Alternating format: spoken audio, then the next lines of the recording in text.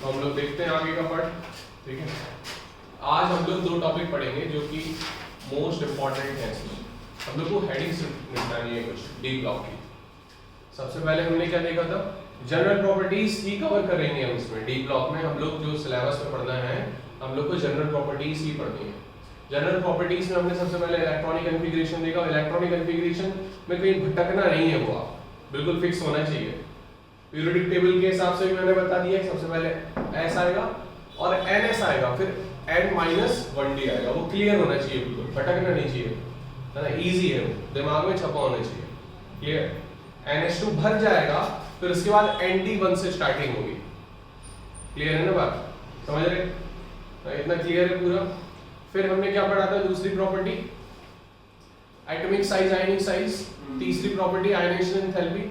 Variation हमने बहुत अच्छे से देख लिए थे, क्लियर कर लिया था पूरा, क्वेश्चंस हो जाने चाहिए आपके। फिर हमने नेक्स्ट देखा था मेल्टिंग पॉइंट वाला केस देख लिया था, और लास्ट में हम लोगों ने ऑक्सीडेशन स्टेट कंप्लीट की थी। ठीक है, ऑक्सीडेशन स्टेट। ऑक्सीडेशन स्टेट में क्या देखा था हम लोगों ने, देखो मैंने आपको बताया कि ऑक्सीडेशन स्टेट से ही लिंक्ड अप है बहुत सी चीजें। तो ऑक्सीडेशन स्टेट से हमने क्या क्या देखा था, ऑक्सीडेशन स्टेट किसकी ज्यादा होगी। देखो जैसे ही हम 3D को पकड़ लेते हैं, 3D को पकड़ लेना, ठीक है। 3D से हमने पकड़ा scandium, titanium, vanadium, chromium, manganese, iron, cobalt, निकल, कॉपर और जिंक। यहां से देख रहे थे आप लोग कि यहां से यहां तक ये मैक्सिमम ऑक्सीडेशन स्टेट पहुंच रही थी मैग्नीज की। फिर यहां से फिर से डिक्रीज होना स्टार्ट हुई, यहां से फिर से डिक्रीज होना स्टार्ट हुई। क्लियर हो रही बात नहीं, मैक्सिमम कहां जा रही है, मैग्नीज। मैग्नीज के बाद फिर डिक्रीमेंट स्टार्ट। तो मतलब अगर मैं डी ब्लॉक के लेफ्ट हैंड साइड में आ जाऊं बिल्कुल, तब भी हमारी कम होगी। मैक्सिमम वहां पर +3 ऑक्सीडेशन स्टेट है स्कैंडियम की, तो स्टेबल ऑक्सीडेशन स्टेट है। और जो जिंक की बात करें तो +2 ऑक्सीडेशन स्टेट एक स्टेबल ऑक्सीडेशन स्टेट है। इतनी बात क्लियर है, शार्प बिल्कुल दिमाग में बैठा हुआ है, क्लियर है। अब हम आगे इसी को थोड़ा कंटिन्यू करते हैं। हम आते हैं स्टैंडर्ड रिडक्शन पोटेंशियल पे। पोटेंशियल वर्ड सुना है, पोटेंशियल क्या होता है, व्हाट इज पोटेंशियल। पोटेंशियल बताओ केवल अभी, व्हाट इज पोटेंशियल। हाँ, पोटेंशियल क्या होता है। अरे पोटेंशियल का मतलब ताकत, इंटेंसिटी है ना, energy, that is called potential. तुम्हारा कितना पोटेंशियल है, तुम कितनी ताकत लगा सकते हो। सिंपल लैंग्वेज है, इतना हार्ड क्यों चले जाते हो, क्या होगा, ब्रह्मांड का कौन सा वर्ड होगा। हाँ, पोटेंशियल, ताकत, एनर्जी। क्लियर है ना बात, इतना भारी भरकम ना रखा करो दिमाग को कि ब्लरी हो रहा है पूरा। क्लियर ना, पोटेंशियल। अब बात कर रहे हैं standard reduction potential. Standard word लगा दिया, स्टैंडर्ड का मतलब क्या हो गया, कोई स्टैंडर्ड कंडीशन होगी, किसी के रिस्पेक्ट में कोई चीज होगी। जब भी हम एसटीपी बोल देते हैं, एनटीपी बोल देते हैं, तो हम क्या बोलते हैं, स्टैंडर्ड टेम्परेचर प्रेशर। तो वहां पर कंडीशन लग जाती है कि स्टैंडर्ड टेम्परेचर लगभग 25 डिग्री सेल्सियस 298 केल्विन, और प्रेशर हमारा 118 ले लेते हैं। तो उस कंडीशन पे क्या टेम्परेचर और प्रेशर होता है, उसको हम एसटीपी बोल देते हैं। क्लियर है बात, समझ में आ रही बात नहीं। तो स्टैंडर्ड रिडक्शन पोटेंशियल का मतलब क्या हो गया कि स्टैंडर्ड कंडीशन पे रिडक्शन पोटेंशियल क्या है। रिडक्शन का मतलब क्या है, पोटेंशियल क्लियर हो गया, स्टैंडर्ड क्लियर हो गया। रिडक्शन का मतलब क्या है, रिडक्शन का मतलब क्या है, हम इसको शॉर्ट में एसआरपी पढ़ते हैं, स्टैंडर्ड रिडक्शन पोटेंशियल। बुक में अगर पेपर में मिल गया एसआरपी तो थोड़ा कंफ्यूज मत हो जाना, यहाँ पर ये होना चाहिए शॉर्टकट आपको पता, स्टैंडर्ड रिडक्शन पोटेंशियल। तो रिडक्शन का मतलब क्या हो रहा है, हाँ? रिडक्शन का मतलब क्या है कि इलेक्ट्रॉन गेन कर रहा है, रिड्यूस हो रहा है, खुद क्या हो रहा है, रिड्यूस। स्टैंडर्ड रिडक्शन पोटेंशियल मतलब वो एलिमेंट खुद रिड्यूस हो रहा है। ठीक है, तो यहां पर जब हम डी ब्लॉक के एलिमेंट्स की बात करेंगे तो यहां पर बात करेंगे M2+ से M, ये क्या हो रहा है, रिड्यूस हो रहा है, M2+ से M जा रहा है। तो इसको हम देखेंगे आज, इस डेटा को देखेंगे कि standard reduction potential D block के एलिमेंट्स का किस तरीके से वेरी होता है। प्रॉपर्टीज पढ़ रहे हैं एक एक करके, 4-5 प्रॉपर्टी हो चुकी है, 6वीं प्रॉपर्टी चल रही है। स्टैंडर्ड रिडक्शन पोटेंशियल, इसको देखना है। 3 सीरीज की 3D 4D 5D, मेनली इसमें 3D 4D देखेंगे। तो standard reduction potential M2 plus से M में जाना है हमको, किसकी ज्यादा होगी? पहली बात हमने ये समझ लिया कि स्टैंडर्ड क्या होता है, रिडक्शन क्या होता है, पोटेंशियल क्या होता है। अगर हम इस तीनों को साथ में पढ़ें, स्टैंडर्ड रिडक्शन पोटेंशियल किस चीज पे डिपेंड करता है, कैसे बताएंगे, क्या होता है? ये बेसिकली होता है एनर्जी चेंज। क्या होता है? एंथैल्पी चेंज बोल सकते हो या एनर्जी चेंज। एनर्जी एंथैल्पी में मतलब पता है क्या होता है डिफरेंस? क्या होती है एंथैल्पी? नहीं पता। तुम लोग को इतनी बार बता देते तुम लोग बिल्कुल बेहोश रहते हो। एंथैल्पी का मतलब क्या है? अगर कोई हीट एट कांस्टेंट प्रेशर पे बात हो रही हो, कोई heat, amount of heat constant pressure पे रखी हो, तो उसको क्या बोलते थे? एंथैल्पी। बताया था ये हमने, बताया था। अगर कांस्टेंट वॉल्यूम पे बात है तो फिर उसको हम एनर्जी बोल देते हैं। ठीक है, ये थर्मोडायनामिक्स में 11th में सब बता दिया था आप लोगों को, बिल्कुल ब्लैंक रहते हो। तो कांस्टेंट प्रेशर पे हो तो क्या बोल देते हैं? एंथैल्पी। और कांस्टेंट वॉल्यूम पे हो एनर्जी। क्या क्या कांस्टेंट वॉल्यूम कांस्टेंट प्रेशर पे हो? Heat, amount of heat. Clear है बात? Amount of heat constant pressure पे हो तो enthalpy, amount of heat constant volume पे हो तो एनर्जी। अब हम एंथैल्पी चेंज पे ये डिपेंड करेगा एसआरपी, एंथैल्पी चेंज और हाइड्रेशन एंथैल्पी पे। क्लियर है बात? अब जब M2 प्लस से M की बात कर रहे हैं, सॉरी यहां पर देखो, स्कैंडियम 2 प्लस से किस में जा रहा है? ये स्कैंडियम में जा रहा है। ठीक है, क्लियर है बात? सेम टाइटेनियम, वेरेडियम, क्रोमियम, मैग्नीज, यहां पर हम इनकी बात कर ले रहे हैं। ठीक है, ये 2 प्लस से किस पे जा रहा है? किस पे जा रहा है? अपनी एलिमेंटल स्टेट पे आ रहा है, अपनी एलिमेंटल स्टेट पे आ रहा है। क्लियर है बात कि नहीं? तो ये क्या करेगा? 2 इलेक्ट्रॉन गेन करेगा। 2 इलेक्ट्रॉन क्या करेगा? गेन करेगा। खुद क्या हो रहा है? रिड्यूस हो रहा है। खुद क्या हो रहा है? रिड्यूस। समझ में आ रही बात कि नहीं? अब क्या मेटल खुद रिड्यूस होते हैं? क्या मेटल रिड्यूस होते हैं? क्या खुद मेटल जो इलेक्ट्रॉन लूज करते हैं खुद ऑक्सीडाइज होते हैं। अगर ये रिड्यूस हो रहे हैं तो इनकी एंथैल्पी चेंज की वैल्यू, मतलब एसआरपी वैल्यू नेगेटिव आएगी। हाँ, रिड्यूस हो रहा है तो नेगेटिव आएगी, क्योंकि देखो नेगेटिव और पॉजिटिव ये वैल्यू क्या बताती है? अगर डेल्टा H हमारी एंथैल्पी चेंज नेगेटिव आ रही है तो इसका मतलब क्या है? एंथैल्पी रिलीज हो रही है। समझ में आ रही बात कि नहीं? और प्लस आ रही है तो क्या होगा? एंथैल्पी लग रही है। इतनी बात क्लियर है? तो यहां पर इनकी एंथैल्पी चेंज जो आएगी वो नेगेटिव आ रही है, एसआरपी की, SRP not SOP. Standard oxidisation potential नहीं देख रहे हैं, ऑक्सीडेशन पोटेंशियल नहीं देख रहे हैं, क्या देख रहे हैं? Reduction potential. तो रिडक्शन पोटेंशियल की वैल्यू इस पे क्या आ रही है? नेगेटिव। इन सब की नेगेटिव आएगी। क्लियर हो रही बात नहीं? मैग्नीज के बाद क्या आता है? आयरन, कोबाल्ट, निकेल, कॉपर और जिंक। यहां पर ये 2 प्लस से 2 में जा रहा है, 2 प्लस से 0 में, 2 प्लस से किस में जा रहा है? 0 में कर रहा है इसको। Fe, कोबाल्ट, निकेल, ध्यान से समझना इसको, कॉपर और ये जिंक। अब इसमें कुछ चीजों की हमें 2-3 चीजों की वैल्यू पता होनी चाहिए। कॉपर जिंक की वैल्यू ज्यादातर यूज होती है इसमें। ठीक है, इलेक्ट्रोकेमिस्ट्री में पढ़ा होगा आप लोगों ने, इलेक्ट्रोकेमिस्ट्री में E0 निकालने के लिए पढ़ा होगा, उसमें भी standard reduction potential, standard oxidation potential पढ़ा होगा। ठीक है, तो यहां पर 2 इलेक्ट्रॉन मैंने दे दिए, 2 इलेक्ट्रॉन क्या कर दिए? ऐड कर दिए। क्लियर है बात? यहां पर किस में जा रहा है? रिड्यूस हो रहा है। क्या हो रहा है? रिड्यूस। अब रिड्यूस होने पे सबकी एसआरपी वैल्यू जो है, एसओपी तो प्लस आएगी, एसओपी तो प्लस आएगी क्योंकि मेटल ऑक्सीडाइज होता है, एसओपी वैल्यू प्लस में आएगी, लेकिन एसआरपी वैल्यू क्या आएगी? नेगेटिव।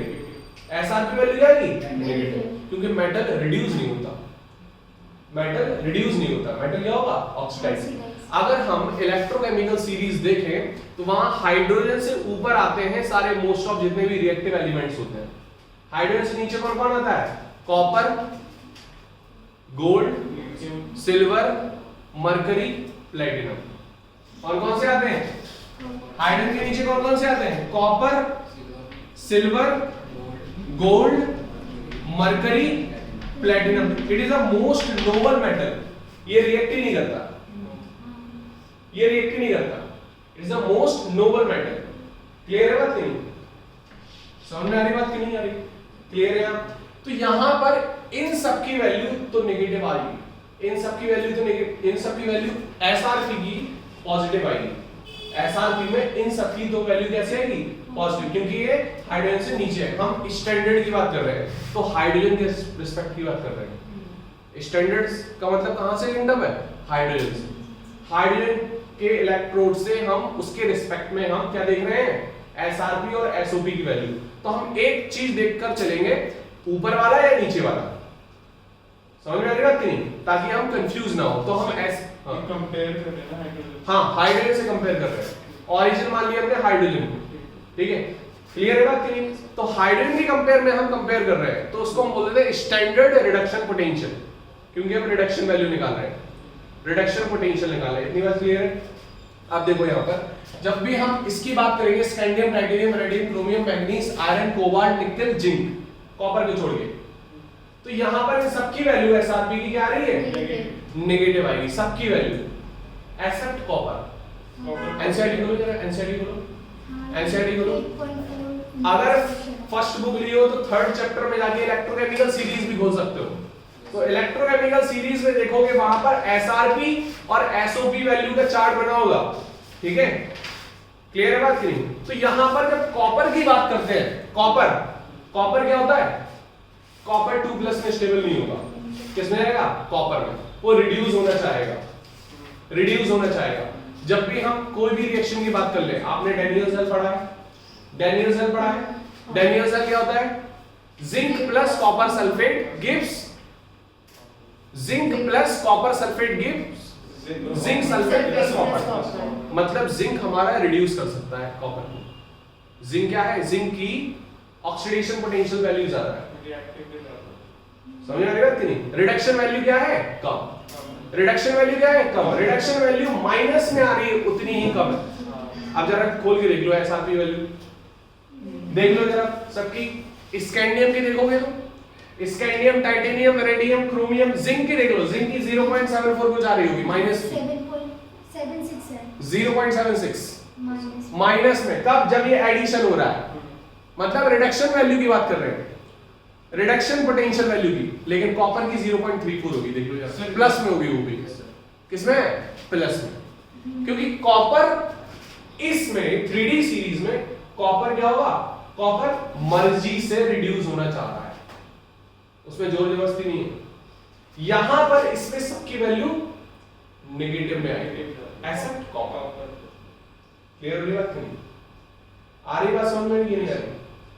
हाँ, ये जो जिंक एलिमेंट्स हैं, हाँ, इतना ऑक्सीडेशन स्टेट में लेस स्टेबल होते हैं, एलिमेंटेशन में ज्यादा स्टेबल होते हैं। नहीं, हम इसकी बात नहीं कर रहे, हम रिडक्शन पोटेंशियल वैल्यू की बात कर रहे हैं। ऐसा नहीं कि वो मेटल तो हमेशा इलेक्ट्रॉन लूज ही करेंगे, मेटल इलेक्ट्रॉन लूज ही करेंगे। और ये हमने उल्टा देख लिया, इसमें रिड्यूस करवा रहे हैं इसको। रिडक्शन पोटेंशियल वैल्यू के लिए हम रिड्यूस करवा के हम देख रहे हैं वैल्यू, तो सबकी नेगेटिव आ रही है एक्सेप्ट कॉपर, एक्सेप्ट कॉपर। लेकिन कॉपर रिड्यूस जल्दी होता है इन सब में। अगर मैं इन 10 एलिमेंट को डाल दूं, इलेक्ट्रॉन दे दूं, तो सबसे पहले कॉपर ले लेगा, कॉपर ले लेगा, कॉपर फीजिबली ले लेगा। क्लियर है बात? नहीं हो रही? कॉपर फीजिबल ले लेगा इलेक्ट्रॉन्स, मतलब वो रिड्यूस ही होना चाह रहा है। समझ में आ रही बात कि नहीं आ रही? क्लियर हो रही बात कि नहीं? अगर मैं बात करूं, यहां ध्यान से देखना, इन सबकी रिएक्शन HCl से करा दो जरा। इन मेटल की रिएक्शन किससे करा दो? HCl से। तो हाइड्रोजन को कौन रिड्यूस कर सकता है? सारे, एक्सेप्ट कॉपर, एक्सेप्ट कॉपर। क्यों? कॉपर क्या है? नीचे है हाइड्रोजन से, कॉपर नीचे है हाइड्रोजन से, तो नहीं कर पाएगा। इसका रीजन कुछ नहीं है। हाँ, रीजन ही तो बता रहे हैं तुम्हें कि रिडक्शन पोटेंशियल वैल्यू इसकी ज्यादा होती है। रिडक्शन, यहां ध्यान दो, इस तरीके से समझ लो ना, रिडक्शन पोटेंशियल वैल्यू कॉपर की ज्यादा होती है, तो कॉपर क्या चाहेगा? रिड्यूस होना। कॉपर क्या जाएगा, रिड्यूस होना, बस इतना सिंपल समझो। पॉजिटिव में है उसकी value, reduction potential, electron add किया उसकी वैल्यू आ रही है प्लस में, इतना समझ लो। तो रिडक्शन पोटेंशियल वैल्यू ज्यादा है कॉपर की, तो वो पहले रिड्यूस होना चाहिए। इन सब की किसमें है, नेगेटिव में, ये नहीं होना चाहते। इस तरीके से इजी वे में समझ सकते हो। देखो मेन चीज है आपको दिमाग में आना चाहिए, आगे दिमाग क्लियर होने की बात करिए। अब हाँ नहीं आ रहा, हाँ क्लियर नहीं हो रहा, हाँ इधर देखो, मैंने बात बोली कि ये हमारा पूरा 3D एलिमेंट्स की बात कर रहा हूं मैं। इन सब में इनकी सब रिडक्शन वैल्यू जो आ रही है वो नेगेटिव में आ रही है। पलट के देखो जरा डी ब्लॉक में आ जाओ सीधे, उसमें स्टैंडर्ड रिडक्शन पोटेंशियल की वैल्यू दी गई होगी, स्टैंडर्ड रिडक्शन पोटेंशियल की वैल्यू दी गई होगी, देखो दी गई है, देखो यहां पर ये दे रखी, ठीक है ये दे रखी, सबकी नेगेटिव आ रही है। देखो पेज नंबर 218 पे दे रखी होगी सबसे ऊपर, 218 में सबसे ऊपर 218 दे रखा, नहीं दे रखा, उसका देख लो, टेबल देख लो उसका 218, हाँ बुक देख लो, बुक पेज नंबर वैल्यू हो सकता है, मिल गया। लास्ट में दे रखी है सबकी नेगेटिव है वैल्यू, मतलब सबकी एसआरपी वैल्यू क्या है, नेगेटिव, एक्सेप्ट कॉपर, कॉपर की किसमें प्लस में। तो कॉपर क्या हो रहा है, उसकी रिडक्शन वैल्यू सबसे ज्यादा है, जिसकी रिडक्शन वैल्यू सबसे ज्यादा वो रिड्यूस होगा। एसआरपी ज्यादा मतलब रिड्यूस होगा, एसओपी ज्यादा मतलब ऑक्सीडाइज होगा। यस हमारी बात क्लियर हो रही है समझ में? हाँ सर पूरे पीरियोडिक टेबल में सबसे ज्यादा एसआरपी वैल्यूज की होगी ना फ्लोरीन। हाँ फ्लोरीन की क्लियर हो गई बात की नहीं, फ्लोरीन नीचे आता है वो, ठीक है क्लियर हो गई बात की नहीं, फ्लोरीन में ले लेंगे हम, क्लियर हो रही है इतनी बात, कोई दिक्कत यहाँ पर इतने कोबाल्ट की -2.8 है, सबसे कम नहीं, हम सबसे कम की बात नहीं कर रहे, हम सबसे ज्यादा की बात कर रहे हैं एसआरपी वैल्यू। तो कोबाल्ट की सबसे कम है, मतलब क्या हो रहा है, वो रिड्यूस नहीं होना चाह रहा, कोबाल्ट ऑक्सीडाइज होना चाहता है। समझ में आ रही बात करिए? हाँ देखो इसका ग्राफिकली देख लो, ये हम हटा दें, इसको नोट करना है, इसको नोट करना है, या फिर वो ले लो, फोटो ले लो, उसमें डाल दो ग्रुप में, फोटो ले लो ग्रुप में डाल दो। इन सबकी वैल्यू एसआरपी वैल्यू इन सबकी किसमें आएगी, नेगेटिव, एसआरपी एक्सेप्ट कॉपर, ठीक है कॉपर को छोड़ के सबकी नेगेटिव आएगी, एक्सेप्ट कॉपर। क्लियर है इतनी बात?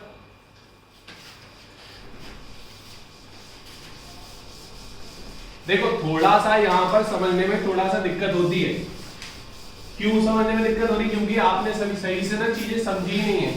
ये 10th में ही बेसिक बना दिया जाता है आप लोगों को, लेकिन बेसिक सही से नहीं है आप लोगों का, ठीक है उससे दिक्कत हो रही है बस। देखो यहां पर सिंपल सी चीज समझो, ये हमारा मेटल है, मेटल ने 2 इलेक्ट्रॉन लिए, क्या हो गया, ये मेटल बन गया, मेटल 2+ से इलेक्ट्रॉन लिए मेटल बन गया, क्या हो गया ये बेसिकली रिडक्शन पोटेंशियल हो गया, ये रिडक्शन पोटेंशियल है। अब रिडक्शन पोटेंशियल की वैल्यू आरपी की वैल्यू, रिडक्शन पोटेंशियल की वैल्यू जितनी ज्यादा वो उतना ज्यादा रिड्यूस होना चाहेगा। इतनी बात समझ में आ रही है नहीं आ रही? ये तो इजी समझ। Yes sir. अरे हम अगर बहुत ज्यादा खाने वाले हो तो खाना ज्यादा खाएंगे ना, इतनी इजी बात तो समझ में आ रही होगी। अगर रिडक्शन पोटेंशियल की वैल्यू ज्यादा है तो रिड्यूस होना चाह रहा है, तो कॉपर की सबसे ज्यादा दिख रही है ना, उसमें प्लस में है, एक ही है प्लस में केवल कॉपर की, तो वो क्या होना चाह रहा है, रिड्यूस होना चाह रहा है, उसकी रिडक्शन पोटेंशियल वैल्यू ज्यादा है, एसआरपी वैल्यू ज्यादा है। अगर मैं हाइड्रोजन की कंपेयर में देखूं तो उसकी एसआरपी वैल्यू ज्यादा है, हाइड्रोजन से भी ज्यादा। समझ में आ रही बात? तो वो हाइड्रोजन को रिड्यूस नहीं कर पाएगा, क्योंकि वो खुद ही रिड्यूस होना चाहता है। जिसको खुद भूख लगी है वो खुद खाना खाएगा या दूसरे को खाना देगा? खुद खाएगा। कॉपर को इलेक्ट्रॉन चाहिए, वो इलेक्ट्रॉन दे देगा किसी को क्या? नहीं ना। तो अगर इसकी जगह कॉपर रख दो और हाइड्रोजन रख दो, हाइड्रोजन और कॉपर रख दो, कौन रिड्यूस होगा जब सबसे पहले? कॉपर हो जाएगा रिड्यूस। इतनी बात समझ में आ रही? सर कॉपर 1 प्लस होता है, 1 होता है। हाँ नहीं, कॉपर 2 प्लस की बात कर रहा हूं मैं रिडक्शन पोटेंशियल लिख रहा हूं M2 प्लस से M। सर कॉपर प्लस भी तो पॉसिबल नहीं है। हाँ, हम कॉपर प्लस की बात नहीं कर रहे, हम M2 प्लस से M की बात कर रहे हैं। यहां ध्यान देना, हम तभी हमने लिख दिया इसको M2 प्लस से M। सभी का हम एक साथ देखेंगे। इतनी बात समझ में आ रही अच्छा, है? एक ही ऑक्सीडेशन स्टेट में सबका चाहिए। हाँ, एक ही ऑक्सीडेशन स्टेट में। क्लियर है बात? यस इतनी बात क्लियर है? कोई दिक्कत यहाँ पर? तो scandium, titanium, radium, chromium, manganese, iron, cobalt, nickel और जिंक, इन सब की रिडक्शन वैल्यू किसमें आती है? माइनस में, कम होती है। इतनी बात क्लियर है? सेम चीज जब हम इसको ग्राफिकली देखेंगे, ग्राफिकली जरा देखें इनको, जरा ग्राफिकली देख लो। तो यहां से अगर मैं स्टार्ट करूं, ठीक है, कुछ इस तरीके से, और यहां पर हमारा यहां पर आ जाएगा। देखो ग्राफ जरा देखना, जरा ग्राफ देखना। टाइटेनियम से स्टार्ट होता है, टाइटेनियम, वेनेडियम, क्रोमियम, नीचे कौन आ रहा है? मैग्नीज, नीचे कौन आ रहा है? मैग्नीज। मतलब यहां पर क्या हो गया? ये इसकी डिक्रीज हो गई है। क्लियर होगी बात करिए? फिर धीरे धीरे यहां पर दो वैल्यू आ रही है, एक ऑब्जर्व वैल्यू होगी, एक calculative value. Yes sir. Observe value और कैलकुलेटिव, ठीक है? ऑब्जर्व देखो रेड से होगी, यस सर। कैलकुलेटिव कुछ और कलर से होगी, ग्रीन कलर। जो भी हो, ग्रीन, ब्लू, जो भी हो। तो यहां से जब देखेंगे तो जब ऑब्जर्व वैल्यू आ रही है तो कुछ ऊपर से आ रही होगी। ऑब्जर्व ऊपर से आ रही है, सर दोनों ओवरलैप कर लिया है। देखो लाल लाल ऊपर होगा, ऑब्जर्व ऊपर से आ रही है यहां से लास्ट में, और ये हमारी यहां से, ये यहां से ऐसे जा रही है, ये ग्रीन है नीचे। तो ये हमारी कैसी है? Observe value. कैलकुलेटिव, ये कैसी है? कैलकुलेटेड, कैलकुलेटिव वैल्यू है।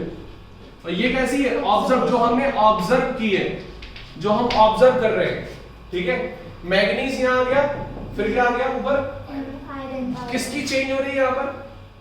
कोबाल्ट, निकल, कोबाल्ट, निकल। क्लियर है बात? इतनी बात समझ में नहीं? यहां पर तुम देखोगे, यहां पर तुम देखोगे,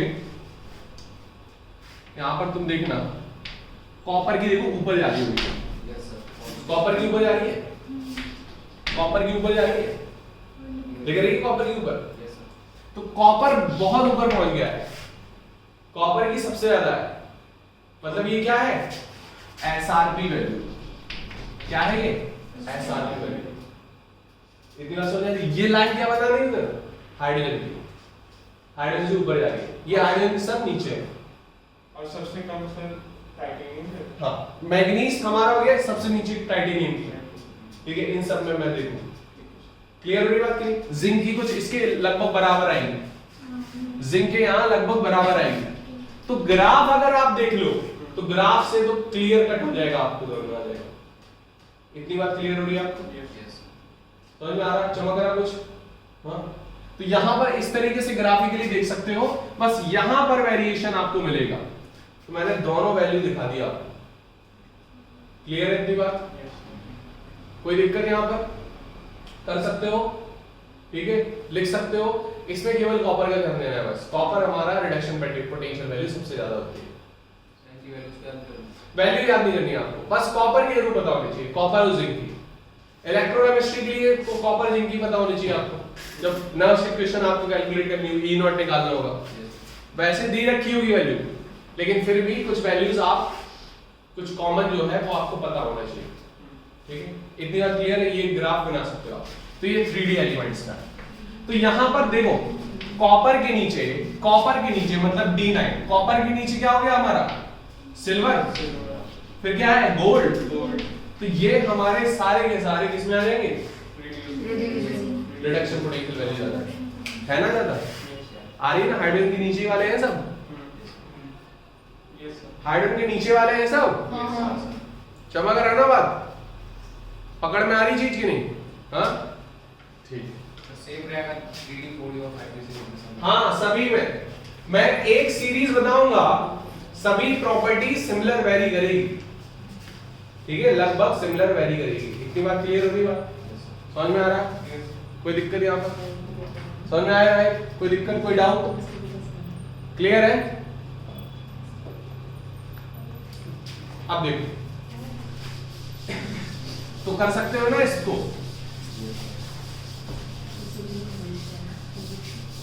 इसमें देखना जरा क्वेश्चन दिए रखो। सर इससे ऐसे भी कर सकते हैं जैसे टाइटेनियम की सबसे कम। 8.4 इंटेक्स का। सर इससे ये भी कर सकते हैं मतलब टाइटेनियम की सबसे कम है। हाँ। तो वो जल्दी ऑक्सीडाइज कर देगा बाकी। हाँ बिल्कुल, टाइटेनियम ऑक्सीडाइज कर देगा, हाँ मतलब खुद ऑक्सीडाइज हो जाएगा, हाँ, दूसरे को रिड्यूस करेगा। कॉपर दूसरे को रिड्यूस नहीं करेगा, कॉपर करेगा oxidise. Copper is a oxidise, जो खुद भैया इलेक्ट्रॉन लेना चाह रहा है तो वो इलेक्ट्रॉन लेगा, दूसरे के इलेक्ट्रॉन छीनेगा, उसको क्या कर रहा है? ऑक्सीडाइज, खुद क्या हो जाएगा? रिड्यूस। तभी तो बोल रहा है उसकी रिडक्शन पोटेंशियल वैल्यू ज्यादा है। समझ में आ रही बात? सर KMnO4 जो होता है हाँ। उसमें टाइटेनियम डाल देंगे तो उसकी वैल्यू ज्यादा हो जाएगी। देखो KMnO4 की बात मत देखो, जब मैं KMnO4 की बात कर रहा हूं इधर देखो, KMnO4 में मैंगनीज की वैल्यू जो है, मैंगनीज की ऑक्सीडेशन पोटेंशियल वैल्यू है +7। अब +7 से ज्यादा ये ऊपर नहीं बढ़ सकता, ये इलेक्ट्रॉन नहीं, इतना दान ही नहीं बन सकता। इसने 7 इलेक्ट्रॉन दान कर दिए, +7 पहुंच चुका। अब क्या होगा? ये ओनली एकमात्र इसका रास्ता है कि ये आराम से खुद को सरेंडर कर दे, खुद रिड्यूस हो जाए।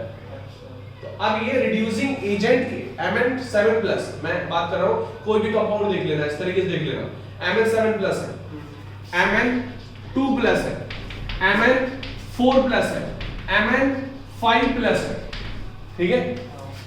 क्लियर है इतनी बात? और Mn2+ हो गया, ठीक। अब Mn7+ की बात कर रहा हूं, Mn2+ की बात कर रहा हूं, इन दोनों को देख लो जरा। तो Mn7+ का एकमात्र रास्ता बचा है, कोई भी कंपाउंड देख लेना, Mn की ऑक्सीडेशन स्टेट उठा लेना, अगर +7 निकल रही है उसकी ऑक्सीडेशन स्टेट, तो वो केवल और केवल अब रिड्यूस होगा, दूसरे को क्या करेगा? ऑक्सीडाइज। तो इसीलिए KMnO4 तो ऑक्सीडाइजिंग एजेंट है, उसकी ऑक्सीडेशन स्टेट सबसे हाई है। बिल्कुल। समझ में आ रही बात कि नहीं? इसीलिए तो वो ऑक्सीडाइज स्ट्रॉन्गेस्ट, क्यों? एक ही मात्र चाह रहा है उसके पास।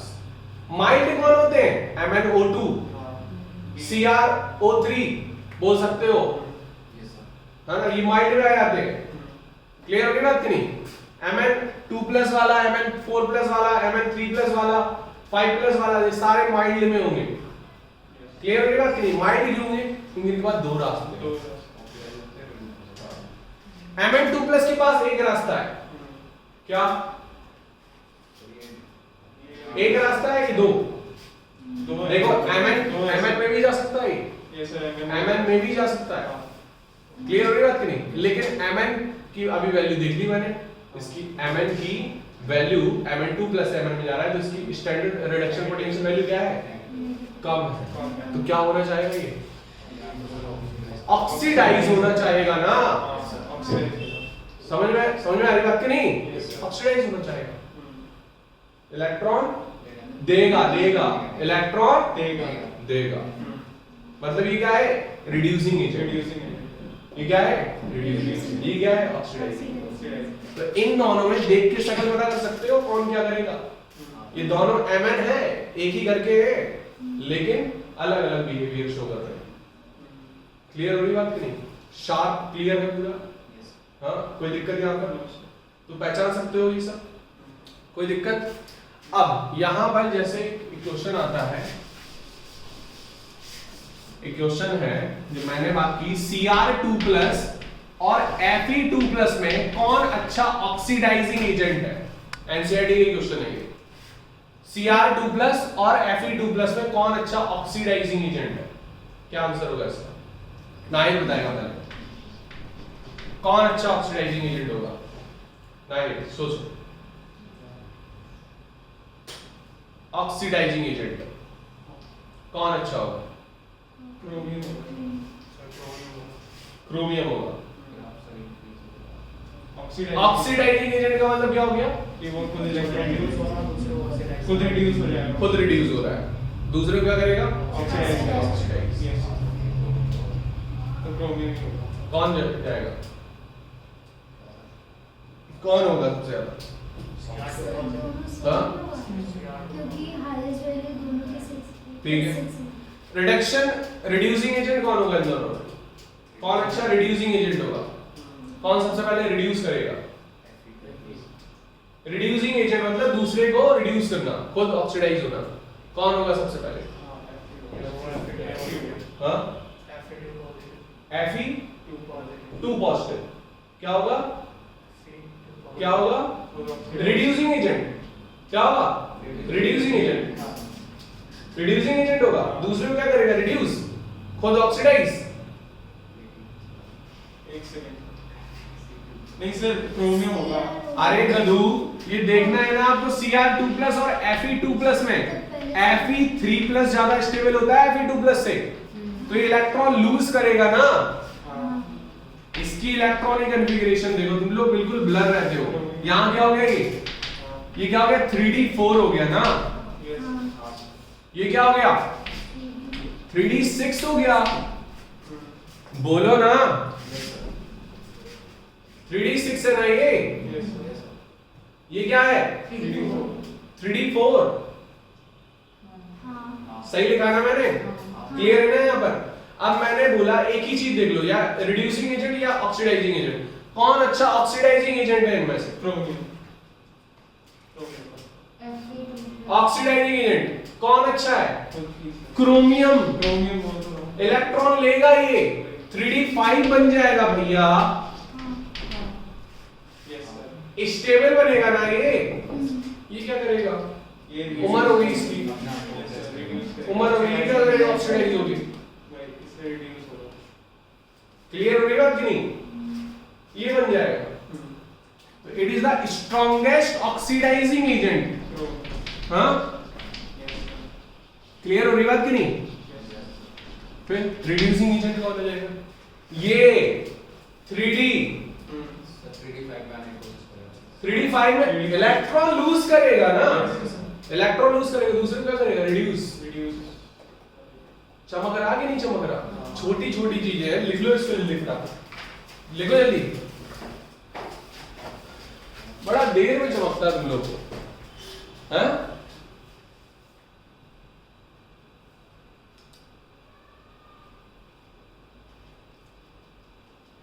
तो ऑक्सीडाइजिंग एजेंट Cr2+। अब कर लोगे ना, पहचान लोगे ना? अभी क्वेश्चन दे रहे हैं हम और देख रहे कौन कौन बताएगा। नाहिद, क्लियर हो रहा कि नहीं? आलस से नहीं बैठना है। सावधानी हटी, दुर्घटना घटी। अलर्ट रहो बिल्कुल। पहचान लोगे अब तुम? आर्यन चमक रहा पूरा?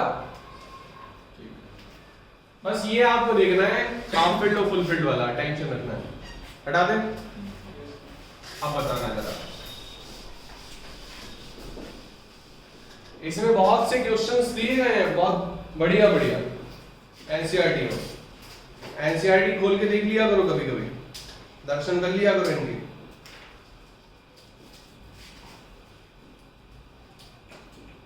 इसमें ये बोला गया है, इसमें क्वेश्चन दिया गया 8.7 इन टेक्स्ट, Cr2+ और Fe2+, कौन अच्छा रिड्यूसिंग एजेंट है? स्ट्रॉन्गर रिड्यूसिंग एजेंट कौन है? Fe2+। क्या करेगा ये? इलेक्ट्रॉन लूज करेगा ये। व्हाई? आंसर भी रीजन भी पूछ रहा है। Why? Because it form 3d5 electronic configuration which is stable, because half field electronic configuration are stable. Clear? Chromium का कोई काम नहीं है, ठीक है। अब व्हाई, नेक्स्ट 8.6 पूछा है, why is the highest oxidation state of metal exhibit in its oxide और फ्लोराइड ओनली। मतलब जब मेटल हमारे फ्लोरीन और ऑक्सीजन के साथ रिलेशनशिप या बॉन्ड बनाते हैं, तब ये हाईएस्ट ऑक्सीडेशन स्टेट होती है। ऐसा क्यों? क्योंकि वो ज्यादा इलेक्ट्रोनेगेटिव होते हैं, वो ज्यादा उसके इलेक्ट्रॉन से एक रीजन है बस, है ना, हाईएस्ट इलेक्ट्रोनेगेटिविटी होती है। इन्हीं की दम है कि इतने सारे इलेक्ट्रॉन को खींच सके। तो ये और किसी ऑक्सीडेशन स्टेट बढ़ जाता है। तो रीजन क्या बताओगे आप? Because fluorine and oxygen are more electronegative element in the periodic table. Clear हुई बात की नहीं? तभी KMnO4 कितने ऑक्सीजन है? 4। K2Cr2O7 कितने ऑक्सीजन है? 7। समझ में आ रही बात की नहीं? क्लियर हो रही बात की नहीं? कहीं भी चले जाओ, जिनॉन के पास चले जाओ, HCF6 6 इलेक्ट्रॉन निकाल दिए इसके, जिनॉन की 6 इलेक्ट्रॉन, सपने में नहीं सोच सकता कोई +6 इलेक्ट्रॉन निकालना, है ना? कौन? HCF6 बिल्कुल ऑक्सीडाइजिंग एजेंट हो जाएगा। क्लियर हो रही बात की नहीं? लेकिन वो स्टेबल है वहां पर HCF6 के बाद। ठीक है, क्लियर हो रही बात? कोई दिक्कत? बता दोगे ये सब? अब देखो, अब लोग हम आते हैं मैग्नेटिक प्रॉपर्टीज पे। ये क्लियर हो गया ना आपको? Yes sir. Magnetic properties, magnetic properties हम बात करते हैं मैग्नेटिक मूवमेंट की। मैग्नेटिक मूवमेंट, अच्छा मैग्नेटिक प्रॉपर्टी आती किसकी वजह से? फिजिक्स पढ़ी है आप लोगों ने? चार्ज की वजह से। चार्ज कैसे? चार्ज पॉजिटिव और फिजिक्स क्लियर है आप लोग? इलेक्ट्रिकल पहला chapter electrostatic, electric current, magnetic field lines, वो चारों चैप्टर क्लियर है शुरुआत के? क्लियर है? अब बताओ मैग्नेटिक फील्ड लाइंस कहां से जनरेट करती है? Magnetic field lines. ऑरिजिन क्या है इसका? मैग्नेटिक फील्ड्स आती कहां से? चार्ज फ्लोइंग चार्ज से। चार्ज जब मोशन में हो तब, चार्ज रुका हुआ हो तब मैग्नेटिक फील्ड लाइंस नहीं आती, तब ओनली इलेक्ट्रिक फील्ड लाइंस। लेकिन जब चार्ज फ्लो हो रहा है तो दोनों फील्ड लाइंस आती हैं, इलेक्ट्रिक एंड मैग्नेटिक। तभी फ्लोइंग चार्ज से इलेक्ट्रोमैग्नेटिक वेव्स निकलती हैं, because it is the combination of electric and magnetic fields which is perpendicular, साथ साथ हमेशा। क्लियर हो रही बात की? तो ये दोनों बेसिकली मूविंग चार्ज से हमारी मैग्नेटिक फील्ड लाइंस आती हैं। अब हम बात कर रहे हैं ओरिजिन क्या है, ये सब चार्ज आता कहां से? केमिस्ट्री से। आता कहां से? केमिस्ट्री से। तो ये न्यूक्लियस है हमारा, ये इलेक्ट्रॉन मूव कर रहा है, ये इलेक्ट्रॉन मूव कर रहा है। मैग्नेटिक मूवमेंट हम किसका निकालेंगे? ऑब्वियस इलेक्ट्रॉन का, मूव कर रहा है। क्लियर हो गया कि नहीं? तो यहां पर जरा देख लो, हम डिटेल में जा रहे हैं थोड़ा अंदर को। इलेक्ट्रॉन दो टाइप की मोशन करते हैं। कितने टाइप के? दो। कौन कौन से? अर्थ दो टाइप की मोशन करती है। कौन कौन से? खुद में घूमती है शक्तिमान जैसे, और फिर उड़ती है पूरे यूनिवर्स में। तो कौन से दो मोशन हो गए? एक तो रोटेशन, एक रेवोल्यूशन।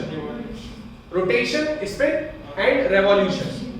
क्लियर हो रही बात? कहीं रोटेशन एक दिन का होता है हम लोग का अर्थ का, रेवोल्यूशन 365.25 डेज, 0.25 लीप ईयर आता है ना, 0.25 4 बार जोड़ दो, एक साल एक दिन बढ़ जाता है, 4 साल बाद 0.25 365.25 डेज में एक चक्कर लग जाता है। क्लियर हो रही बात कि नहीं? समझ रही बात? तो अब सेम चीज हम यहां पर 12th में स्पिन मैग्नेटिक मूवमेंट निकालते हैं। केवल सिलेबस में देख लेना, पढ़ना, एनसीईआरटी में लिखा है केवल स्पिन मैग्नेटिक मूवमेंट। तो हम केवल स्पिनिंग ऑफ इलेक्ट्रॉन से निकालेंगे मैग्नेटिक मूवमेंट। ठीक है, स्पिन मैग्नेटिक मूवमेंट। क्लियर हो रही बात कि नहीं? रेवोल्यूशन से है ही नहीं आपके सिलेबस में, क्योंकि आप इतना ही समझ लो, बहुत बड़ी मतलब बहुत बड़ी उपलब्धि हो जाएगी, है ना? इतना ही समझ लो आप। n is equals to, sorry mu is equals to, mu से डिनोट करते हैं इसको। Yes sir. mu is a Greek letter, ठीक है? Root n minus 1. What is n here? Number of unpaired electron. Number of unpaired electron. अब जरा ध्यान देना यहां पर, अनपेयर्ड इलेक्ट्रॉन का मैग्नेटिक मूवमेंट निकलता है, केवल अनपेयर्ड इलेक्ट्रॉन का। पेयर्ड का क्यों नहीं निकलता? हाँ, सर एक दूसरे के मैग्नेटिक ग्रुप कैंसिल आउट कर देते हैं। क्लियर हो गया कि नहीं? मैग्नेटिक मूवमेंट उसका स्पिन मैग्नेटिक मूवमेंट, क्योंकि हम निकाल क्या रहे हैं, ये है क्या? Spin magnetic movement. क्या निकाल रहे हैं? Spin magnetic movement. Sir under root n into n plus 2 is the formula। हाँ एक फॉर्मूला और है ना, हाँ वो एल निकालते हैं, एंगुलर मोमेंट एल निकालते हैं। वो वो टोटल मैग्नेटिक मूवमेंट में निकालते हैं। एंगुलर सर जो एंगुलर लिखा है एल से होता है हाँ हाँ एल एंगुलर मोमेंटम सर क्या होता है एंगुलर मोमेंटम वो निकालते हैं ना, एंगुलर आपने क्वांटम नंबर्स पढ़े हैं ना, हाँ तो उससे निकालते हैं वो, उससे निकालते हैं वो। सर वो क्वेश्चन ये तुमने ये बोला किसने था हमें, फॉर्मूला किसने बोला था, फॉर्मूला किसने बोला था ये हमें? यहाँ +2 है। हाँ ये +2 आएगा। फॉर्मूला किसने बोला था ये? इसने बोला था ना भाई, सर मैं एन कुछ नहीं, n-1 बोला था ना इसने, किसने बोला था n+2 ये है इसका फॉर्मूला, ठीक है ना, n+2। यहाँ पर n क्या है? Number of unpaired electron. निकाल क्या रहे हैं? Spin magnetic moment. क्या निकाल रहे हैं? Spin magnetic moment. देखो यहाँ ध्यान दो, सर ये हाइड्रोजन के लिए निकालना है। नहीं सबके लिए, कैसे? हाँ सबके लिए। यहाँ देखो ध्यान से, यहाँ देखना ध्यान से। अब जब मैं बात कर रहा हूं D1 की, तो पहला इलेक्ट्रॉन हो गया दैट इज अनपेयर्ड, तो 1 आप निकालोगे, सबका बता रहे हैं हम, D ब्लॉक की 3D सीरीज लेकर चल रहे हैं। तो n1 हो गया हमारा, n1 रखा हमने, n1 तो 1 + 2 कितना हो गया? √3। तो ये क्या हो गया? √3, मतलब स्कैंडियम का क्या निकल आएगा? √3, मतलब 1.732। क्लियर? दूसरा निकाल लो, तो कितना हो जाएगा? 2 + 2 4, कितना हो जाएगा? 2√2, कितना हो जाएगा? 2√2। फिर 3 देखते हैं ना ध्यान से, 3 कितना हो रहा है? √15। चौथा कितना हो गई? 4 + 2 6 4 है 24, √24। नेक्स्ट कितना हो गया? √35। 5 + 7 सर हम विश्वास नहीं करेंगे, खुद कैलकुलेट कर लेंगे। सर 5 है 35। क्लियर? मतलब मैग्नीज का मैक्सिमम पहुंच गया ये, मैग्नीज का मैक्सिमम पहुंच गया।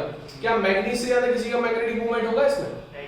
क्रोमियम का 6 इलेक्ट्रॉन, एस वाले को इलेक्ट्रॉन हाँ बिल्कुल अनपेयर्ड इलेक्ट्रॉन ले रहे हैं हम। ये नहीं बोला हमने कि केवल डी का, क्या बोला मैंने? Unpaired electron. तो उसमें क्या हो जाएगा? 4s1 3d5, तो सबसे ज्यादा किसका पहुंचेगा? तो इसलिए डी का मत जाना, क्योंकि हमें पूरा इलेक्ट्रॉनिक कॉन्फ़िगरेशन देखना है, उसमें जितने भी अनपेयर्ड इलेक्ट्रॉन्स होंगे सबका देखना है। क्लियर? इसकी यूनिट क्या होती है? Bore magnetar. क्या होती है? Bore magnetar, BM।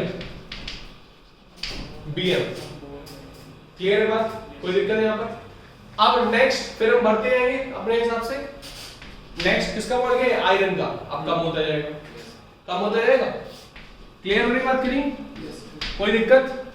अब अगर मैं स्पिन मैग्नेटिक मूवमेंट इसमें निकालूं, तो यहाँ पर क्या हो गया? एक दूसरे में कैंसिल आउट हो गए स्पिन, क्योंकि हम निकाल क्या रहे हैं? Spin magnetic movement. अब ये पूछो कि सर क्या इसका मैग्नेटिक मूवमेंट होगा? मैग्नेटिक मूवमेंट होगा, लेकिन स्पिन मैग्नेटिक मूवमेंट क्या होगा? 0 होगा। हम निकाल क्या रहे हैं इस फॉर्मूले से? केवल स्पिन मैग्नेटिक मूवमेंट। आप पूछो सर मैग्नेटिक मूवमेंट होगा इसका? मैग्नेटिक मूवमेंट बिल्कुल होगा, लेकिन स्पिन मैग्नेटिक मूवमेंट 0 होगा। क्लियर हो गई बात नहीं? मुझे मैग्नेटिक मोमेंट समझ आया। मैग्नेटिक मूवमेंट क्या होता है? अगर मैंने मैग्नेटिक की बात की, इलेक्ट्रिक मूवमेंट पता है? Electric dipole movement, dipole movement मतलब इलेक्ट्रिक चार्ज हमारा एक सिस्टम है पूरा, ठीक है? इलेक्ट्रिक चार्ज पूरा सिस्टम है। यहां पर क्या ले लेते हैं? 2l डिस्टेंस अपार्ट, दो चार्ज इक्वली अपोजिट, इसका मल्टीप्लाई कर लेते हैं q * 2l, that is electric dipole movement, that is the dipole movement. यहां पर हम निकाल रहे हैं मैग्नेटिक मूवमेंट, मतलब मैग्नेटिक प्रॉपर्टी का मूवमेंट। मैग्नेटिक प्रॉपर्टी का मूवमेंट, मैग्नेटिक प्रॉपर्टी आती कहां से? मूविंग चार्ज से। मूव चार्ज कब करेगा? जब मूव चार्ज कब करेगा? कोई भी मोशन हो। यहां पर इलेक्ट्रॉन के दो टाइप के मोशन है, पहला स्पिन मोशन, दूसरा ऑर्बिटल मोशन। हम किसकी बात कर रहे हैं? केवल स्पिन मोशन की। किसकी बात कर रहे हैं? Spin motion. तो स्पिन मोशन से जो भी मैग्नेटिक प्रॉपर्टी निकल रही है, that is called magnetic movement. Magnetic का मूवमेंट, अगर कोई चार्ज मूव कर रहा है तो अपने आप में वो एक मैग्नेटिक का काम कर रहा है, तो वो मैग्नेट का मूवमेंट निकाल रहे हैं, that is called magnetic movement. आप समझ में आ रही बात? क्लियर है? नॉन मेटल्स का ये मैग्नेटिक मूवमेंट सबका निकलेगा। नहीं, सबका निकलेगा, निकलता है। बिल्कुल सबका निकलेगा, सबका निकलेगा, ठीक है ना। अनपेड इलेक्ट्रॉन से निकालते हैं। क्लियर है मेरी बात? दिक्कत, कोई दिक्कत है यहाँ पर? अब देखो यहाँ पर हम केवल स्पिन मैग्नेटिक मूवमेंट निकाल रहे हैं, इसीलिए हम इधर पे कैंसिल आउट कर देते हैं जब पेयर्ड आ जाती है चीजें। तो केवल ये फॉर्मूला किसका है? Spin magnetic movement. इतनी बात क्लियर है? कोई दिक्कत यहाँ पर? कर सकते हो ये क्वेश्चन? हाँ, मतलब इसमें अगर मैग्नेट का यूज करेंगे तो ये ट्रैक हो जाएगा। देखो यहाँ पर डिपेंड करता है पावर पे कि कितनी पावर है, ठीक है। अब बोलो कि ग्रेविटी लगती है, मेरे पास मास है, तुम्हारे पास मास है, अट्रैक्ट नहीं होता। क्यों? क्योंकि पावर लगती है। जितना ज्यादा मास अगर आप ऊपर उछाल दो फिर अर्थ जरूर अट्रैक्ट कर लेगी तुम्हें। क्यों? क्योंकि अर्थ का बहुत ज्यादा मास है। तो वो डिपेंड करता है कि कितना पावर की बात कर रहे हो, ठीक है ना। पावर ज्यादा तो अट्रैक्ट कर लेगा। क्लियर? अब यहाँ पर दो फेस होते हैं इसके भी मैग्नेट के, साउथ पोल और नॉर्थ पोल। अगर साउथ साउथ मतलब स्पिन सेम आ गई है तो क्या हो जाएगा? रिपेल हो जाएगा। स्पिन अपोजिट होगी तो अट्रैक्ट हो जाएगा। क्लियर? तो स्पिनिंग से देखते हैं यहाँ पर मैग्नेटिक मूवमेंट अपोजिट होना चाहिए। जैसे opposite charge attract, same charge repel. Clear होने बात नहीं? तो नोट कर लो इसको। तो सबसे ज्यादा इसमें अगर मैग्नेटिक मूवमेंट की बात करें तो किसका होगा? क्रोमियम का, ठीक है।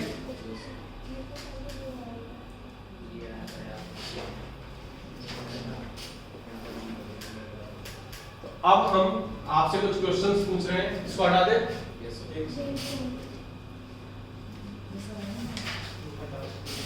कैटालिटिक प्रॉपर्टीज वगैरह आ रही हैं? हाँ बिल्कुल, शायद आ रही है कैटालिटिक, देख लूंगा मैं एक बार, देख लूंगा। मैग्नेटिक तो आ रही है, शायद मैग्नेटिक तो आ रही है, ठीक। तो मैग्नेटिक मूवमेंट का फॉर्मूला पता होना चाहिए आपको।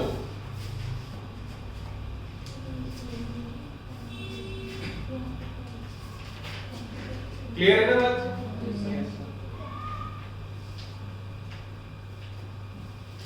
सर जिंक का 0 होगा, स्पिन मैग्नेटिक मोमेंट अभी हम बता रहे हैं। हाँ बिल्कुल, जिंक का 0 होगा, मैग्नेटिक मोमेंट मैग्नेटिक मूवमेंट 0 होगा, spin magnetic movement, spin magnetic movement 0 होगा, मैग्नेटिक मूवमेंट 0 नहीं होगा, ठीक है ना।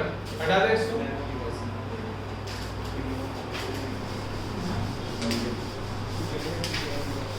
अब जरा इसके कुछ क्वेश्चंस कर लो आप लोग। देखो जरा, Mn2 plus Cr plus Mn2 plus Cr plus Cr3 plus ले लो और Fe2 प्लस।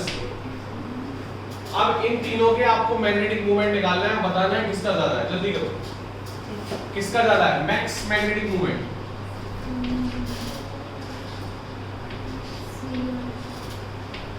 किसका ज्यादा है तीनों?